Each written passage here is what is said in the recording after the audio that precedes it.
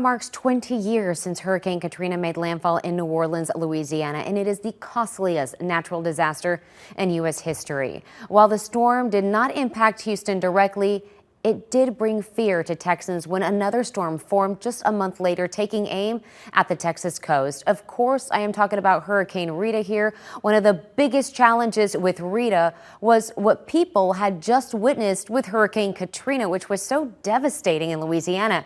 No matter how different our topography is or what officials said, the images from New Orleans were fresh in everyone's minds. Fearing the same disaster here, an estimated 3.5 million people fled the Houston area. Just look at that traffic there. Cars turned highways into parking lots. Millions of people evacuated.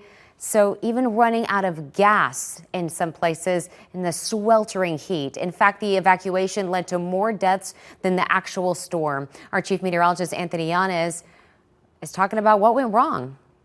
And we saw the traffic just become overwhelmed. Everybody left at about the same time. It was 20 years ago. Hurricane Rita, a Category 5 in the Gulf of Mexico, is moving to the north, and it felt like, everybody who remembers this from 20 years ago, it felt like everybody evacuated. Mark Sloan was here. He is now the emergency manager for Harris County. What do you remember? Well, it was an interesting time because we had just gone through Katrina and sheltering for thousands of individuals that were here. The traffic, people were actually reacting to what had happened in New Orleans. They were trying to save themselves, but we created another disaster within a potential disaster. You see the images on TV of it felt like everybody leaving. What is going through your mind when you see those images? We need to do something in order to get these people to a safe location. And we really didn't have a hurricane evacuation plan at that time. That was the first session that it was implemented, a voluntary or mandatory evacuation. Everybody left almost at the same time. 3 million people got on the roads to protect themselves and their families. I'm looking at this. I remember this image like it was yesterday, and this is chaos. People were running out of fuel. We had stranded vehicles. We couldn't get first responders to people. And as an after action, and the plans that are now in place are more effective, easier to implement. It proved out in actually Hurricane Rita, from Rita to Hurricane Ike. We had to evacuate. It was staged, it was calmer, people understood, and it worked well. When you look 20 years later, this was the evacuation zones during Rita. What are your recollections about this map?